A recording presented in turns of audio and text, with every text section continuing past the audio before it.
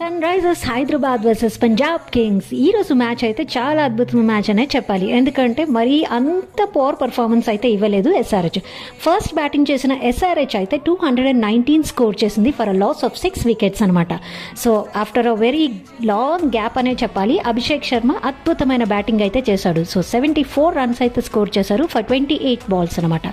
అలానే మన as usual మన క్లాసన్ అయితే మాత్రం 39 రన్స్ చేశారు 33 బాల్స్కి. లాస్ట్ వరకు కూడా చాలానే ట్రై చేశారు టు స్కోర్ మ్యాక్సిమం.